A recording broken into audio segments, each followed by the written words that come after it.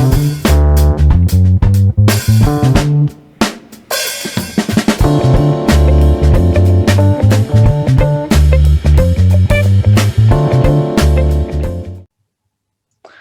Guys, welcome back to my channel. आज हम बात करने वाले हैं इंग्लिश 2.5 चैप्टर लेट्स मार्च के बारे में। That is basically a speech, एक बहुत ही पावरफुल स्पीच है, मोटिवेशनल, इमोशनल, एक ग्लोबल अपील स्पीच है बाय कैलाश सत्यार्थी। कैलाश सत्यार्थी को जब नोबेल पीस प्राइज मिला था 2014 में, तब उन्होंने ये स्पीच दी थी एंड इन्होंने बहुत ही स्ट्रॉन्ग मैसेज दिया था पूरे वर्ल्ड को कि क्या, क्यों जरूरी है जो वो मैसेज पहुंचाना चाहते हैं कि चाइल्ड लेबर, आपको पता होगा चाइल्ड लेबर क्या होता है। चाइल्ड लेबर इज बेसिकली किसी बच्चे से फोर्सफुली काम कराना। नाउ व्हेन आई से child labour, it doesn't means कि आप घर पे जो काम कर रहे हो तो आपके साथ चाइल्ड लेबर हो रहा है। No, that doesn't means that.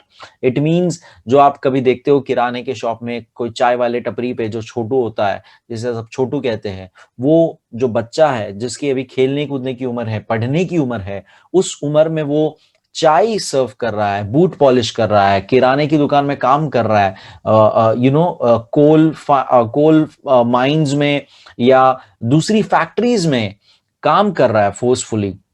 सो ये उसका कोई कोई बच्चा काम करना नहीं चाहता, राइट? आप खुद घर का काम करने से कितनी बार आप कतराते हो, राइट? तो क्या उसे अच्छा लग रहा होगा उस जगह पे, उस फैक्ट्री में, उस इंडस्ट्री में काम करने को, वो भी कुछ बेयर मिनिमम पैसों के लिए सिर्फ। सो ये उसकी मजबूरी है।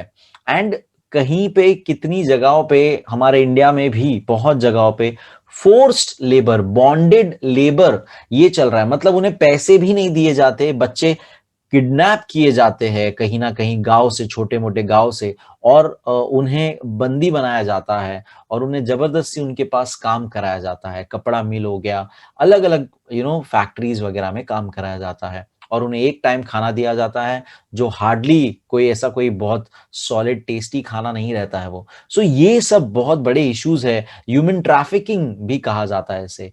Human trafficking is basically human का सौदा करना, बच्चे बेच देना, लड़कियां बेचना, that is called human trafficking issue, child labour issue. तो ये सब के बारे में उन्होंने ये एक एक्टिविस्ट है, सत्यार्थी जी एक एक्टिविस्ट है और उन्होंने बहुत बेहतरीन काम किया है, उन्होंने बहुत इंपॉर्टेंट काम किया है। उन्होंने एक ग्लोबल मार्च, जैसे दांडी मार्च हुआ था, एक जगह से दूसरी जगह चले थे, वैसे इन्होंने एक ग्लोबल मार्च कैंपेन चालू किया था जिसमें अराउंड पूरे वर्ल्ड में 103 टू 104 कंट्रीज उन्होंने कवर किए थे सबने मिलके।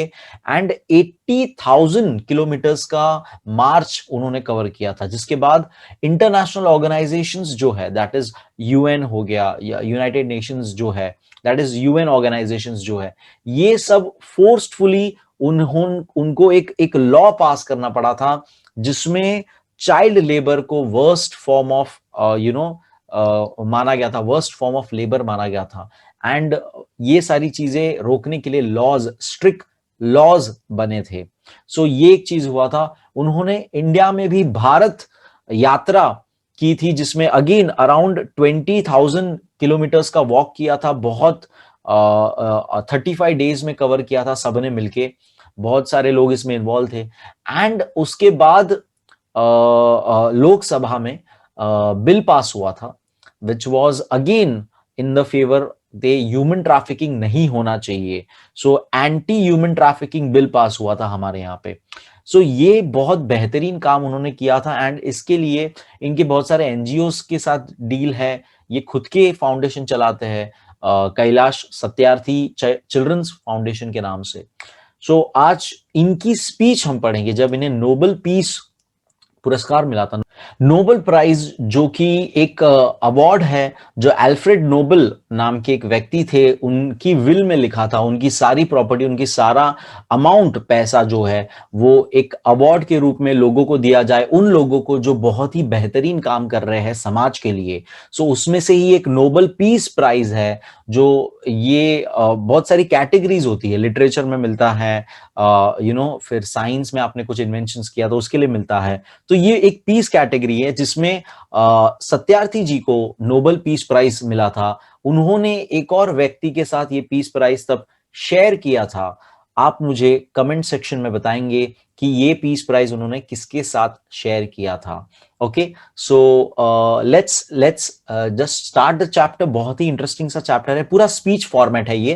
एंड उन्होंने जो तब एक्सेप्टेंस स्पीच दी थी वो है, एंड वो इवेंट होता है, यानी लो पीस अवार्ड जब मिलता है तब एक स्पीच देते हैं, फिर दूसरे लोगों को एड्रेस करने जाते हैं, एक जो रिसेप्शन काइंड ऑफ जैसा होता है, तभी एक स्पीच होता है। तो बहुत ही पार्ट्स में ये स्पीच है पूरी उनकी, जो उन्होंने पूरे वर्ल्ड को एड्रेस की थी जब उनको ये प्राइज मिला था। So let's start. बहुत ही प्यारा सा स्पीच है। अगर अब तक अपने मेरे चैनल को सब्सक्राइब नहीं किया है तो जल्दी से जल्दी सब्सक्राइब कर लीजिए। And as you can see the textbook, chapter lengthy है थोड़ा सा, नॉर्मल जो हमारे चैप्टर का लेंथ होता है इंग्लिश का उससे कंपेयर करेंगे तो, बट बहुत इंटरेस्टिंग है, बहुत प्यारा सा स्पीच है। पूरा मैं उसे स्पीच फॉर्मेट जो है वैसे ही रीड करूंगा। आप ध्यान दीजिएगा रीडिंग कैसे करते हैं, रीडिंग कैसे की जाती है। सो वो बहुत एक कला है। So let's start. Let's March. Kailash Satyarthi, 1954, is an Indian children's rights and education advocate and an activist against child labor. He founded the Bachpan Bachao Andolan in 1980 and has acted to protect the rights of more than 83,000 children across 144 countries. He is honored with many awards, including Nobel Peace Prize of 2014. He had addressed this speech on the eve of Nobel Prize distribution ceremony. सो ये एक Indian children's right और education, बच्चों के right और बच्चों की हक, बच्चों के एजुकेशन और ये सब के लिए वो काम करते हैं।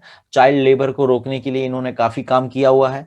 बचपन बचाओ आंदोलन इन्होंने 1980 में चालू किया था कि बच्चों का बचपन उनसे छीना ना जाए, उसके रिगार्डिंग ये टाइटल है। उन्होंने 144 कंट्रीज तक में अपना इंपैक्ट पहुंचाया है एंड मोर देन 83,000 बच्चों को बचाया है और उन्हें अपना हक दिलाया है।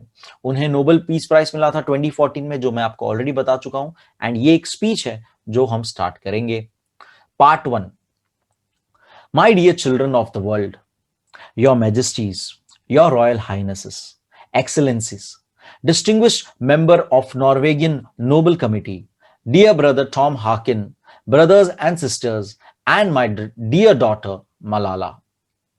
From this podium of peace and humanity, I am deeply honored to recite a mantra from the ancient texts of wisdom, Vedas. This mantra carries a prayer, an aspiration, and a resolve that has the potential to liberate humanity from all man-made crisis. तो starting में कभी भी speech में हमें लोगों को address करना होता है, अपने ऑडियंस को एड्रेस करना होता है। तो यहाँ पे जितने लोग मौजूद है सबको वो एड्रेस कर रहे हैं एंड वो कह रहे हैं कि आज जिस पोडियम पे, जिस स्टेज पे मैं खड़ा हूं, ये स्टेज रिप्रेजेंट करता है पीस एंड ह्यूमैनिटी को। उसके वजह से आज यहाँ पे हम हैं, उसको हम रिप्रेजेंट कर रहे हैं। मैं बहुत ही ऑनर्ड फील कर रहा हूं, मैं बहुत ही खुशनसीब फील कर रहा हूं कि मुझे आज यहां रहकर एक वेदास जो एंशिएंट टेक्स्ट है हमारे, उसमें से एक मंत्र कहने का मौका मिल रहा है। ये प्रेयर है एक तरह का, एक एस्पिरेशन, एक डिजायर है, एक विश है, मेरी इच्छा है, जो सारे क्राइसिस, ह्यूमन मैन-मेड क्राइसिस को सॉल्व कर सकती है, सारे ह्यूमैनिटी रिलेटेड प्रॉब्लम्स को सॉल्व करने का ताकत रखती है, पोटेंशियल यानी ताकत रखती है। So let's read that. Let's walk together. In the pursuit of global progress, not a single person should be left out or left behind in any corner of the world, from east to west, from south to north. So यहां सबसे पहले कह रहे हैं कि let's walk together, यानी कि साथ में मिलके चलते हैं एक ग्लोबल प्रोग्रेस की तरफ, यानी पूरा वर्ल्ड, ग्लोबल यानी पूरा वर्ल्ड जिसमें प्रोग्रेस की तरफ बढ़े। कोई भी एक इंसान पीछे नहीं छूटना चाहिए, कोई भी वर्ल्ड के कॉर्नर में, यानी कि लिटरली वो कह रहे हैं कि east to west, north to south, जितनी भी कंट्रीज है, जितने भी लोग हैं, कोई भी पीछे नहीं छूटना चाहिए। Let's walk together. आगे कहते हैं, let's speak together, let our minds come together, learning from the experiences of our ancestors, let us together create knowledge for all that benefits all. I bow to my late parents, to my motherland India, and to the mother earth.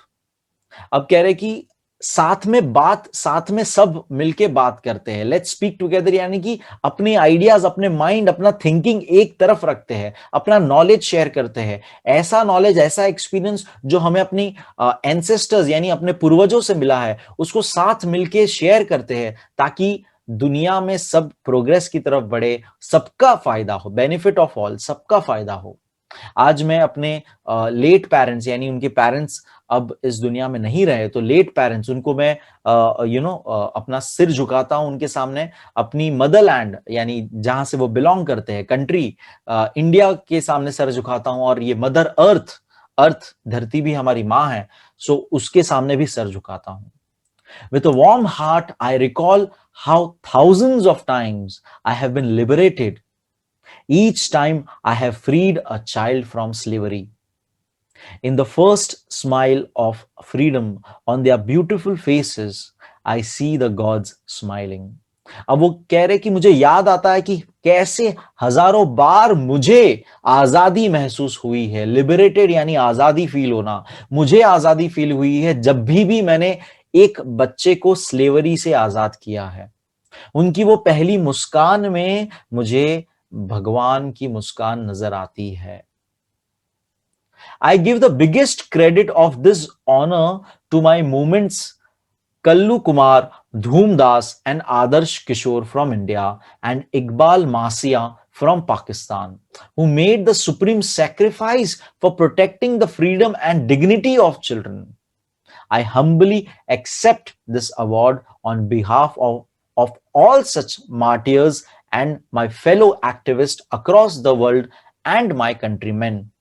तो अब यहाँ पे ये कह रहे कि ये जो ऑनर मिल रहा है मुझे, इसका क्रेडिट, इसका पूरा हकदार मैं समझता हूं कि कल्लू कुमार एक लड़का है जो आज की तारीख में करीब 20 साल के रहेंगे। उनको फोर्सफुली अपने गांव से बचपन में ही किडनैप कर दिया गया था और फोर्सफुली काम कराया गया था, जहां से उन्हें रेस्क्यू किया गया था। उनके साथ धूमदास भी उनके एक फ्रेंड ही थे, जो कभी वो उनके साथ थे, बट वो उनको कहीं और ट्रांसफर कर दिया गया था, जिनको बचाना बहुत मुश्किल हुआ था। बहुत काफी समय बाद उन्हें बचाया गया था। सो ये उनके नाम है, उनकी स्टोरीज है। यूट्यूब पे इनके कल्लू कुमार की एक छोटा सा शॉर्ट वीडियो है, बहुत ही उनको देख के ही आपको इमोशनल फील हो जाएगा, जो उनके साथ बीती है। उन्हें खाना नहीं मिलता था, उन्हें दिन भर काम कराया जाता था। उनके मालिक, वो आज भी, वो जब उस वीडियो में बात कर रहे थे, वो उसे मालिक कह रहे थे कि हमारे मालिक हमें मारते थे, हम जब काम जरा भी गलती करते थे या काम नहीं करते थे। 24 घंटे उन्हें काम कराया जाता था, 4 बजे सुबह उठा दिया जाता था, एक टाइम चावल और पानी जैसी दाल दी जाती थी इन्हें खाने में। एंड इकबाल माशिया जो फ्रॉम पाकिस्तान, इन्होंने, ये भी एक लड़के हैं जिनको फोर्सफुली 4 साल की उम्र में उनके पेरेंट्स ने एक लोकल कारपेट जो बनाता है, कारपेट मेकिंग, उसके पास बेच दिया था, क्योंकि उधारी नहीं चुका पाए थे। मात्र सिर्फ करीब $12 का वो उधारी था, जिसको वो चुका ना पाए थे। एंड वो 4 साल की उम्र से उनके पास काम कर रहे थे। 10 साल की उम्र के जब वो हुए, तब उन्हें रियलाइज हुआ, तब उन्हें पता पड़ा कि चाइल्ड लेबर गलत चीज है। सुप्रीम कोर्ट ऑफ पाकिस्तान ने उसे गलत ठहराया है, आप ऐसा नहीं कर सकते हो, बच्चे के पास फोर्सफुली काम नहीं करा सकते हो, बॉन्डेड लेबर नहीं करा सकते हो। तो उन्होंने वहां से भागने का सोचा और किसी तरह से वो भाग निकले। वो पुलिस स्टेशन जाते हैं, लेकिन पुलिस स्टेशन वाले उन्हें वापस उसी जगह पे आके छोड़ देते हैं और उसे मारते हैं। वो फिर हिम्मत करके किसी तरह से निकल भागते हैं और एक संस्था के पास पहुंचते हैं, जहां पर वो फाइनली बच जाते हैं। वो इतने वो इस एक्सपीरियंस से अफेक्ट हुए रहते हैं कि वो सोचते हैं कि कोई भी बच्चा, मेरे जैसे हजारों लोग अटके हुए हैं चाइल्ड लेबर में, तो मैं उनके लिए कुछ करूंगा, मैं एजुकेट होऊंगा। वो एजुकेशन अपना चालू करते हैं और अलग अलग जगह कंट्रीज में जाके with the help of this NGOs वो ये स्पीचेस देते हैं और ये एक्सपोज करते हैं कि क्या चल रहा है पाकिस्तान में, कारपेट माफिया का ये सब क्या सब ये सब पॉलिटिक्स चल रही है सारी ये बुरी, जिसमें बच्चों को फोर्सफुली काम कराया जा रहा है, 24 घंटे उनके पास काम कराया जा रहा है, उनका बचपन उनसे छीना जा रहा है। आप मानोगे नहीं, जब ये एक बार अपने गांव वापस रिटर्न आए और अपने कुछ दोस्तों के साथ जा रहे थे, इन्हें मार दिया गया था। इन्हें शॉटगन से पॉइंट ब्लैक मार दिया गया था। इकबाल जी की मौत हुई थी, ये सिर्फ 12 साल के थे जब इनकी मौत हुई, सिर्फ 12 साल की। सो ये एक लाइक ये स्टोरी मैंने जैसे ही पढ़ी, जब मैं इसके बारे में रिसर्च कर रहा था, मैं मुझे झटका लग गया वो सुन के। तो ये कैलाश जी जो है, इन्होंने ये सारी जो इनकी स्टोरीज और इन सबको बचाने के लिए इन्होंने ये सारे काम किए हैं और उसके इनको आज जो प्राइज मिल रहा है, नोबेल पीस प्राइज, वो कह रहे हैं कि ये लोग मेन क्रेडिट इनको जाता है कि ये लोग ने अपनी स्ट्रॉन्ग विल पावर एंड अपना स्ट्रॉन्ग मोटिवेशन कभी छोड़ा नहीं कि हमें इनसे छुटकारा दिलाना ही है। और तभी जाके उन्होंने ये स्पीच में बहुत प्यारी बातें आगे की है। Let's read ahead. I humbly accept this award on behalf of all such martyrs, martyrs यानी जो शहीद हो चुके हैं, शहीद इकबाल, ओके, शहीद धूमदास। धूमदास उनके फ्रेंड से ही हो गए थे थोड़े से, उनको लोगों ने लाठियों से मार दिया था। तो धूमदास के बारे में ज्यादा डिटेल कहीं मुझे मिली नहीं उतनी, बट उनका कैलाश सत्यार्थी जी का ही थोड़ा सा एक क्लिपिंग मिला था जिसमें वो बात ऐसा कर रहे थे। Let's read ahead. My fellow activists across the world and many countrymen, और मेरे साथ और जितने भी लोग जुड़े हुए हैं इस काम में। My journey from the great land of Lord Buddha, Guru Nanak and Mahatma Gandhi, India to Norway is a connect between two centers of global peace and brotherhood, ancient and modern. अब वो कह रहे कि मैं जिस महान धरती से आया हूं जहां पे लॉर्ड बुद्ध जैसे लोग रह चुके हैं, जहां पे गुरु नानक जैसे लोग रहे, जहां पे महात्मा गांधी जैसे लोग रहे, मैं उस धरती से आया हूं। आज इस धरती पे नॉर्वे में ये प्रोग्राम होता है पीस नोबेल प्राइज डिस्ट्रीब्यूशन का। तो वो कह रहे हैं मैं आज नॉर्वे आया हूं, ये दोनों ग्लोबल पीस सेंटर्स है जहां पे ऐसे लोग रह चुके हैं जो पीस की बातें करते हैं, और नॉर्वे में भी वही चल रहा है। तो मैं वहां से आया हूं, तो भाईचारे की बात करने, एंशिएंट एंड मॉडर्न, पुराना और नया दोनों। Friends, the Nobel committee has generously invited me to present a lecture. Respectfully, I am unable to do that because I am representing here the sound of silence, the cry of innocence, and the face of invisibility. I represent the millions of those children who are left behind, and that's why I have kept an empty chair here as a reminder. तो ये कह रहे कि Nobel committee ने, जो Nobel peace prize है, उन्होंने मुझे कहा था कि आपको एक लेक्चर देना है, लेकिन मैं एक लेक्चर नहीं दे पाऊंगा। मैं आज बस आपके सामने खड़ा हूं, मैं इतने हजारों मिलियंस ऑफ बच्चों का रिप्रेजेंटेटिव हूं यहाँ पे। उनकी आवाज, उनकी साइलेंस जो उनकी सन्नाटा है, जो कोई सुन नहीं रहा है, वो आपको यहाँ पे बताने आया हूं। उनकी जो इनोसेंस, उनकी जो मासूमियत में वो उनकी जो रोना है, वो मैं आपको बताने आया हूं। उनके फेस ऑफ इनविजिबिलिटी, यानी कि उनके जो जख्मों, उनके घाव, उनकी परेशानियां जो आपको नहीं दिखाई दे रही है, जो आपके लिए इनविजिबल है, वो आपको मैं दिखाने आया हूं। आज मैंने यहां पे एक जो खाली चेयर रखी है, वो चेयर आप सबके लिए वो रिमाइंडर है कि वो रिप्रेजेंट करती है सारे बच्चों के लिए जो जो फोर्सफुली चाइल्ड लेबर में एंगेज्ड है. I have come here only to share the voices and dreams of our children because they are all our children. Just to the everyone in the audience, सबको बताते हुए कह रहे हैं ये कि I have come here only to share the voices and dreams of the children. मैं सिर्फ यहां आया हूं उन बच्चों की आवाज आप तक पहुंचाने के लिए, उन बच्चों के सपने आप तक पहुंचाने के लिए, क्योंकि वो आप सभी के बच्चे हैं, वो आप सभी के बच्चे हैं. I have looked into their frightened and exhausted eyes. I have held their injured bodies and felt their broken spirits. मैंने उनकी आंखों में खौफ, उनके आंखों में डर देखा है, थकावट देखी है. मैंने उनके मासूम इंजर्ड बॉडीज को देखा है, जख्म खाते हुए बॉडीज को देखा है. एक इंसिडेंट मुझे याद आ रहा है जो कल्लू जी जो ऊपर थे, उन्होंने अपने वीडियो में बताया था. उन्हें जब लग जाती थी कभी कुछ सिलाई वगैरह करते वक्त, तो उन्हें मेडिसिन या कुछ नहीं मिलता था, उनके ऊपर बारूद डाला जाता था, माचिस के ऊपर से बारूद डाला जाता था तो उसे जला दिया जाता था ताकि वो बर्न्ट होके लाइक घाव अपने आप बंद हो जाए. तो ये सब घाव, ये सब इंजर्ड बॉडीज की यहाँ पे बात कर रहे हैं वो. I have felt their broken spirits, उनकी टूटी आत्माओं को देखा है मैंने, महसूस किया है मैंने. 20 years ago, in the foothills of Himalayas, I met a small skinny child laborer. He asked me, is the world so poor that it cannot give me a toy, a book, instead of forcing me to take a gun or a tool? तो 20 साल पहले की बात याद कर रहे हैं कि जब वो हिमालयस में थे किसी काम से, तब एक चाइल्ड लेबर छोटा सा बच्चा उनके पास आके ये सवाल करता है कि क्या दुनिया इतनी गरीब है कि मुझे मेरी एक गरीबी नहीं मिटा सकती है, मुझे एक किताब नहीं दे सकती, मुझे एक खिलौना नहीं दे सकती है. इंस्टेड ऑफ इसके बजाय मेरे पास काम करा रही है, मुझे गन, मुझे मिलिटिया, मुझे टेररिस्ट बना रही है. क्या दुनिया इतनी गरीब है?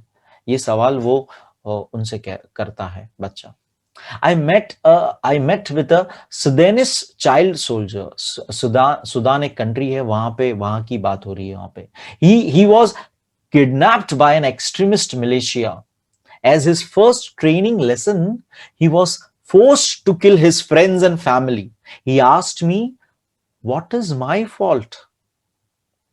तो ये एक चाइल्ड सोल्जर की बात कर रहे हैं जिन्हें बच्चों को अफ्रीका, ये सब अलग अलग जितनी पुअर कंट्रीज है, सूडान जैसे कंट्रीज है जहां पे ये एक्सट्रीमिस्ट ग्रुप्स चल रहे हैं. एक्सट्रीमिस्ट ग्रुप वो है जो मिलिट्री पावर यानी गन पावर के ऊपर पॉलिटिक्स को मतलब मानती नहीं है और पूरे कंट्री पे कब्जा कर लेती है. तो ये सब जो इराक ईरान में आप सुनते रहेंगे वॉर जोन्स है, ये सब वहां पे ये सब ही चल रहा है. सो ये बच्चों के हाथ में गन थमा देते. एज अ फर्स्ट ट्रेनिंग अपने ही पेरेंट्स, अपने ही फ्रेंड्स को उन्हें मारना होता है. तो ये उनसे सवाल करता है मेरी क्या गलती थी? Friends, all the great religions teach us to care for our children. Jesus said, let the children come to me, do not hinder them, for the kingdom of God belongs to them.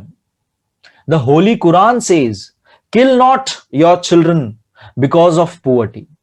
तो कह रहा है कि हर एक religion दुनिया में यही सिखाता है कि बच्चों को प्यार करना चाहिए, बच्चों को आजाद, बच्चों को उनका बचपना देना चाहिए. जीसस ने भी कहा है कि बच्चों को कभी रोके मत, नॉट हिंडर, हिंडर यानी रुकावट, उनके बीच रुकावट मत बनो, क्योंकि ये जो किंगडम, ये जो दुनिया आप देख रहे हो, ये जो संसार देख रहे हो, ये उन्हीं का है, ये उन्हीं के लिए है. कुरान में भी लिखा गया है कि अपने बच्चों को मत मारो गरीबी के वजह से. Friends, there is no greater violence than to deny the dreams of our children. Therefore I refuse to accept that all the temples and mosques and churches and prayer houses have no place for the dreams of our children.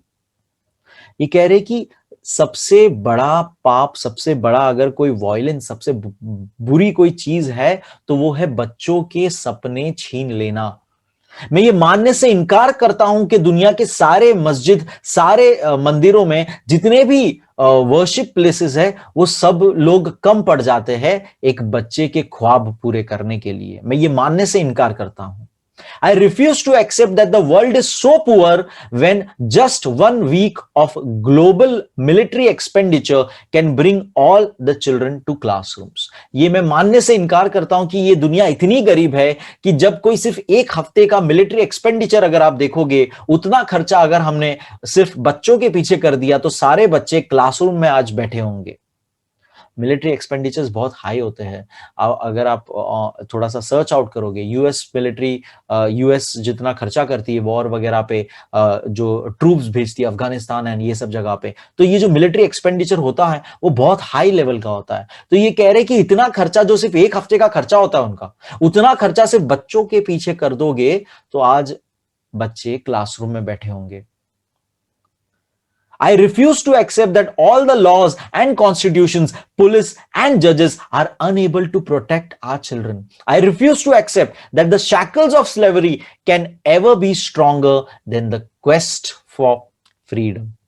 I refuse to accept here.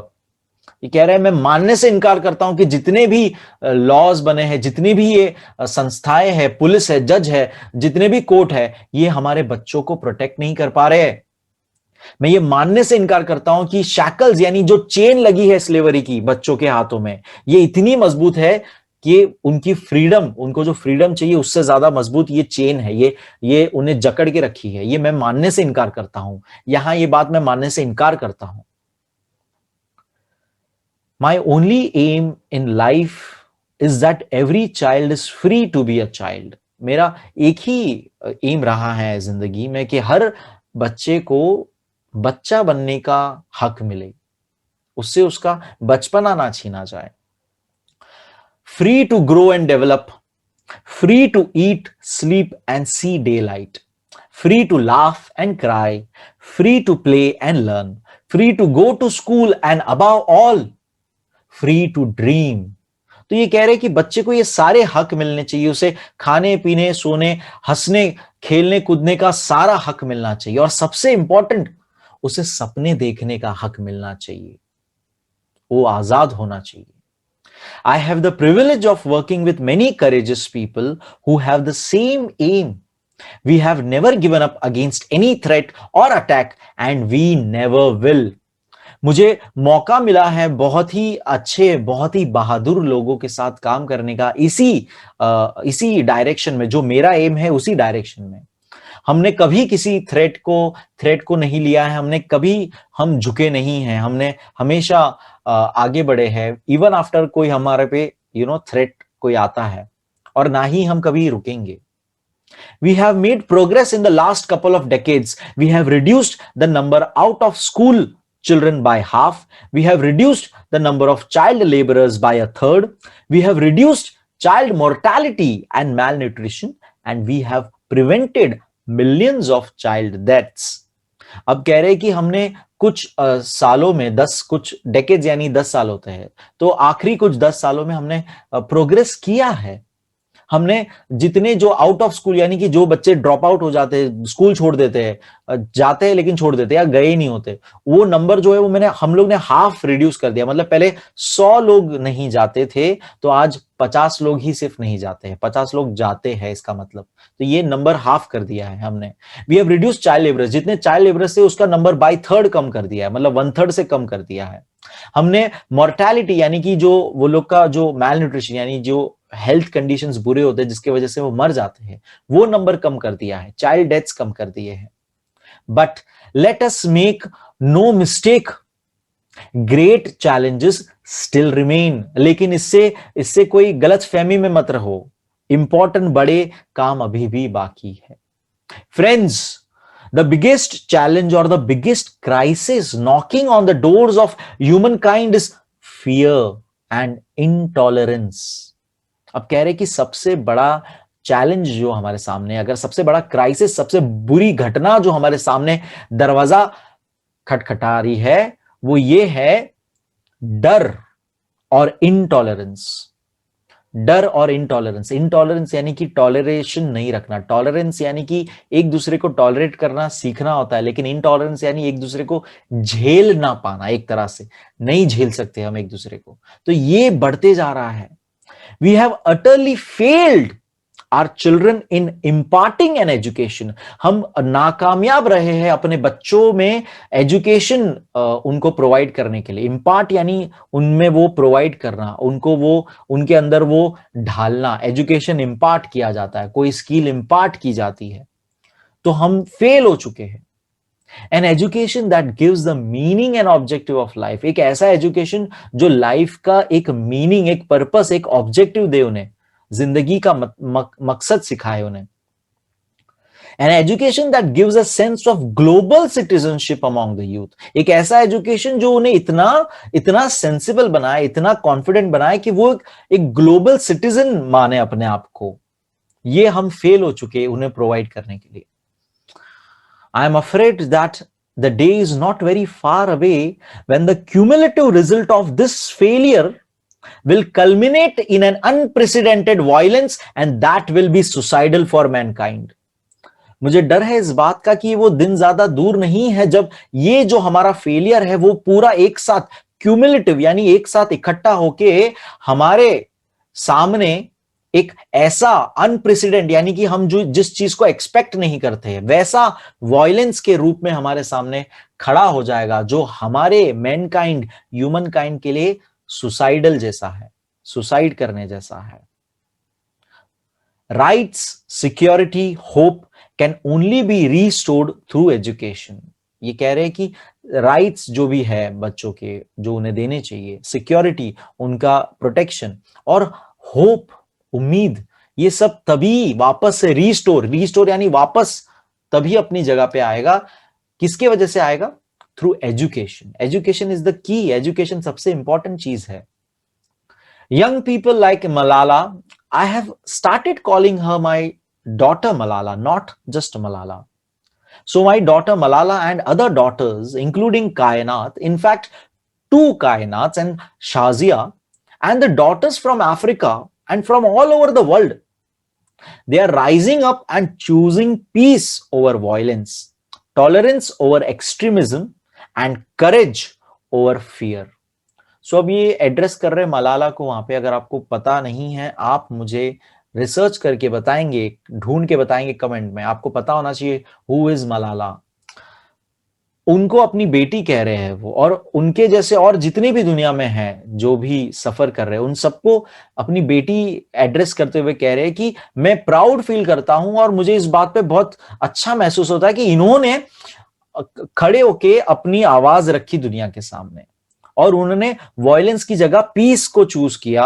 उन्होंने extremism यानी कि जो extremist ideas है जिसमें हम लोगों के rebel बन जाते हैं, उसकी जगह पे टॉलरेंस यानी झेल लेना, थोड़ा सा अच्छा, टॉलरेंस इज अ गुड, झेलना वर्ड नेगेटिव नहीं है, ठीक है, यहाँ पे टॉलरेंस करना सीखा, और डरने की जगह पे करेज को चूज किया। The solutions are emerging, solutions आ रहे हैं, emerge यानी उभर रहे हैं, but these solutions cannot be found in the deliberations in the conferences alone and cannot be found in prescriptions from a distance.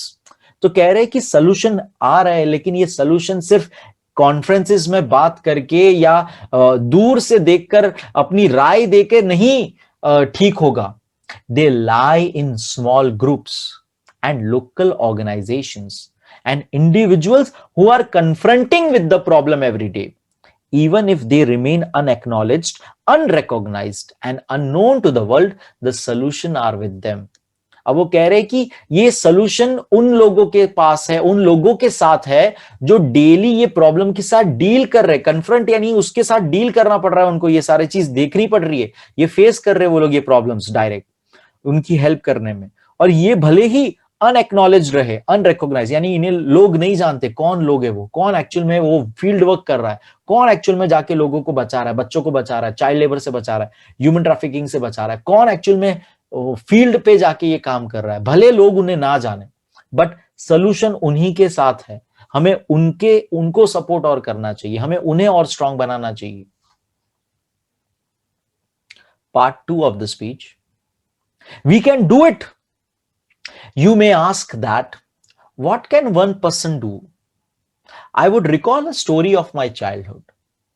A heavy fire had broken out in the forest. All the animals were running away, including lion, the king of the forest.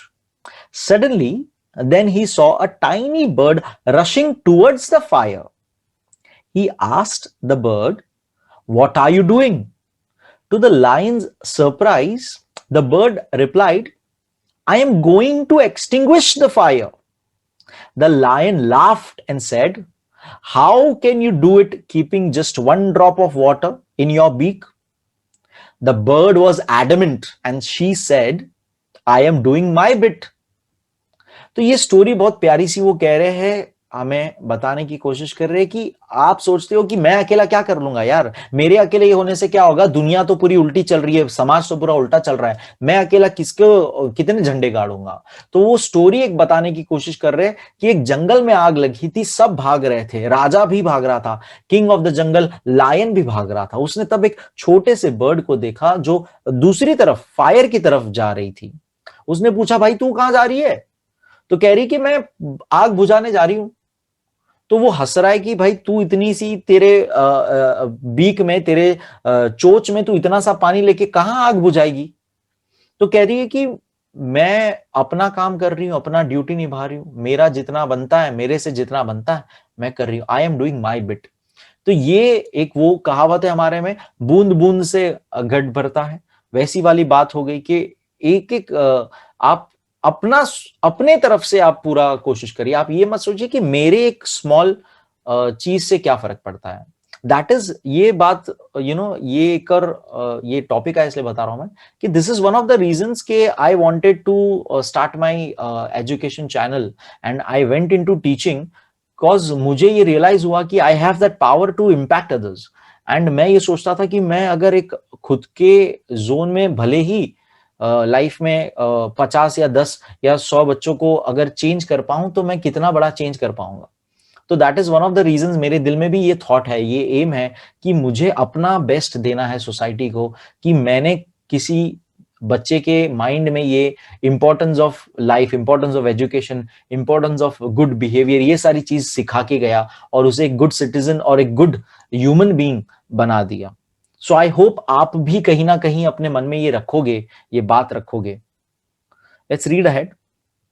18 years ago, millions of individuals marched across the globe and demanded a new international law for the abolition of worst form of child labor.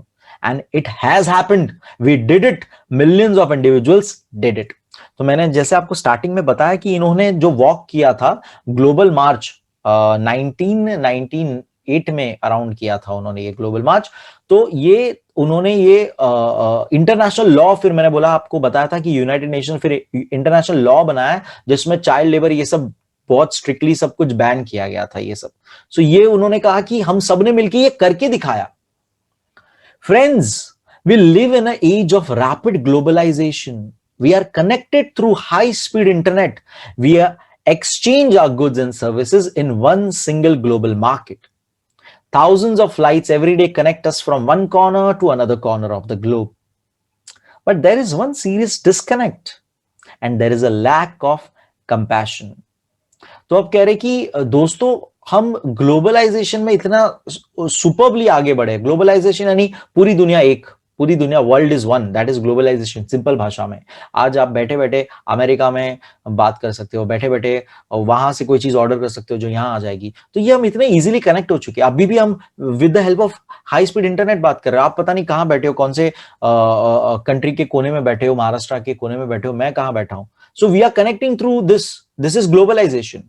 तो कह रहे कि ये हम connect तो है लेकिन एक बहुत बड़ा डिसकनेक्ट है, कंपैशन की कमी है।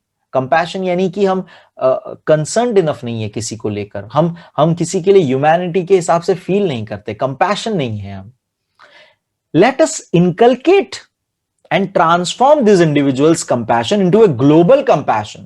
Let us globalize compassion. तो आप कह रहे हैं कि कंपैशन जो इंडिविजुअल लेवल पे, उसको हम ग्लोबल लेवल पे आते हैं, ग्लोबल लेवल पे कंपैशन को प्रमोट करते हैं, ग्लोबलाइज कर देते हैं कंपैशन को। ये आदत हम डेवलप करते हैं। इनकलकेट यानी वो चीज डेवलप करना। Mahatma Gandhi said, if we are to teach real peace in this world, we shall have to begin with the children. तो महात्मा गांधी का कोट है ये कि अगर हमें शांति का प्रमाण सिखाना है दुनिया में तो हमें बच्चों से शुरुआत करनी होगी, क्योंकि वो कल उठ के वही आगे बढ़ने वाले हैं, right? I humbly add, let us unite the world through the compassion of our children. तो हम बच्चों के तरफ कंपैशन रख के हम इसी पॉइंट को आगे लेके पूरी दुनिया को एक साथ लाते हैं, यूनाइट होते हैं हम। I ask, whose children are they who stitch footballs yet never played with one? Whose children are they who harvest cocoa yet have never tasted chocolate? Whose children are they who are dying of Ebola? Whose children are they who are kidnapped and held hostage? They are all our children. ये अब सवाल पूछ रहे हैं कि वो कौन बच्चे हैं जिनको फोर्स्ड लेबर में फुटबॉल सिलने होते हैं, सिलाए जाते हैं, लेकिन उन्होंने कभी वो फुटबॉल से खेला नहीं है। वो कौन बच्चे हैं जो कोको, जिससे चॉकलेट बनती है, ब्राजील में हमने पढ़ा हुआ है, राइट? वो कोको हार्वेस्टिंग में वो काम करते हैं, लेकिन उन्होंने कभी चॉकलेट नहीं चखा है। वो कौन बच्चे हैं जो गरीबी और भुखमरी ये सब वजह से गरीब देशों में, या वहां की कंडीशन गरीब है तो इबोला जैसे वायरस की वजह से मरते जा रहे हैं। वो कौन बच्चे जो किडनैप हो रहे हैं और उन्हें बंदी बनाए रखा जा रहा है और उनसे काम कराया जा रहा है, वो सारे कौन हैं? वो सारे हमारे बच्चे हैं। ऑल द चिल्ड्रन आर हमारे बच्चे हैं। I remember an 8-year-old girl was rescued from intergenerational forced labor from stone quarries. मुझे याद है मैंने एक 8 साल की छोटी बच्ची को रेस्क्यू किया था स्टोन क्वारीज, यानी कि जो खदानें होती बड़ी स्टोन वगैरह की, जहां से कुछ ना कुछ हम एक्सट्रैक्ट कर रहे हैं। इंटर जनरेशन यानी कि जनरेशन से वहां पे काम चल रहा था। ये हर एक का माँ बाप दादा दादी सब उसी में घुसे पड़े थे बचपन से। ऐसा When she was sitting in my car right after her rescue, she asked me, "Why did you not come earlier?" वो बच्ची उनके बाजू में बैठी थी, बच्ची ने उनसे सवाल किया, तुम पहले क्यों नहीं आए, तुम जल्दी क्यों नहीं आए, मेरे पूरा खानदान इसमें चला गया, तुम जल्दी क्यों नहीं आए? Her question angries me. Her angry question still shakes me and has the power to shake the whole world. Her question is for all of us. What are we doing? What are we waiting for? How many girls will we allow to go without rescue?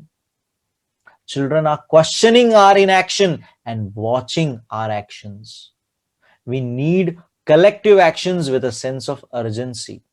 Every single minute matters. Every single child matters. Every single childhood matters. अब वो कह रहे हैं कि वो उस बच्ची के, मासूम सी बच्ची के इस सवाल ने, इस गुस्सेल सवाल ने मुझे आज भी गुस्सा आता है उस बात पे कि, और ये पूरी दुनिया को हिला देने वाला उतना पावरफुल क्वेश्चन है ये, कि हम क्या कर रहे हैं? हम कितनी ऐसी बच्चियों को अपनी लाइफ, पूरी चाइल्डहुड अपना गंवाने देंगे? कब तक नहीं बचाएंगे उन्हें? बच्चे हमारे इनएक्शन, यानी हम जो इनएक्टिव हैं, हम जो काम नहीं कर रहे हैं, उनको क्वेश्चन कर रहे हैं। बच्चे हमारे एक्शंस देख रहे हैं, हम जो काम कर रहे हैं वो देख रहे हैं कि ये लोग कुछ नहीं कर रहे हमारे लिए। हमें बहुत बहुत अर्जेंट, बहुत जरूरी है जल्दी से ये एक एक्शन लेने की, कलेक्टिव, सब लोग मिलके कलेक्टिव एक्शन लेने की बहुत जरूरत है अभी। Therefore, I challenge the passivity and pessimism surrounding our children. I challenge this culture of silence, this culture of passivity, this culture of neutrality. इसलिए आज मैं चैलेंज करता हूं पैसिविटी यानी पैसिव रहना, एक्टिव यानी कुछ करना, पैसिव यानी कुछ नहीं कर रहे, पड़े देख रहे, वहां पे चोरी हो रही, पड़े देख रहे हो, चाइल्ड लेबर हो रहा है, पड़े बैठ देख रहे, छोड़ जानो, हमने को क्या है, छोटो चाय ला, उसको ऑर्डर कर दिया। पैसिविटी, कुछ कर नहीं रहे, पैसिमिस्ट है, ऑप्टिमिस्ट नहीं है। तो ये मैं इस चीज को चैलेंज करता हूं कि ये कल्चर रोकना चाहिए, ये चीज बंद होनी चाहिए। ये चुप्पी क्यों बना के बैठे हो तुम लोग, साइलेंस क्यों हो तुम लोग, न्यूट्रलिटी क्यों लेके बैठे हो, मतलब कोई साइड नहीं ले रहे हो तुम लोग, वाई? मैं चैलेंज करता हूं तुम लोग को। Part 3, I call upon all the governments and intergovernmental agencies, businesses, faith leaders, workers, teachers, and NGOs, and each one of us to put an end to all of forms of violence against children. मैं सभी जितने भी government agencies है, जितने भी NGOs है, जितने leaders, teachers and हर एक जन को मैं आज पुकारता हूं, आई कॉल अपॉन, मैं तुम सबको आवाज दे रहा हूं, मैं तुमको कह रहा हूं कि लेट्स कम टुगेदर एंड बच्चों के खिलाफ जो भी तरह का वायलेंस हो रहा है उसे रोक लेते हैं। Slavery, trafficking, child marriages, child labor, sexual abuse, and illiteracy, these things have no place in any civilized society. ये सारे का कोई काम नहीं है एक civilized society में. ये सब रोकना चाहिए हमें. Friends, we can do this. हम ये कर सकते हैं. Government must make child-friendly policies and invest in education and young people. Businesses must be more responsible, accountable, and open to innovative partnerships. Intergovernmental agencies must work together to accelerate action. Global civil society must rise above the business as usual and fragmented agendas. Faith leaders and institutions and all of us must stand with our children. अब एक एक को address करते हुए बता रहे कि उनको कैसे बिहेव करना चाहिए. गवर्नमेंट को कह रहे हैं कि उन्हें बच्चों को दिमाग में रख के पॉलिसीज अपनी बनानी चाहिए उस तरह से, और एजुकेशन में इन्वेस्ट करना चाहिए, फ्री एजुकेशन देना चाहिए. आपको पता होगा राइट टू एजुकेशन, 14 ईयर्स तक बच्चे को राइट टू एजुकेशन यानी उसे फ्री में, पुअर कंडीशन से बिलोंग करता है तो उसे फ्री एजुकेशन प्रोवाइड करना काम है स्कूल का, वो मना नहीं कर सकती, डिनाई नहीं कर सकती है. बिजनेसेस को रिस्पॉन्सिबली अकाउंटेबल होना चाहिए, यानी कि बिजनेस यानी अगर मैं ही एम्प्लॉयर हूं, मैं ही बच्चे को रख रहा हूं अपने इधर काम करने के लिए, I am not acting responsibly, तो बिजनेसेस को रिस्पॉन्सिबली अकाउंटेबल होना चाहिए.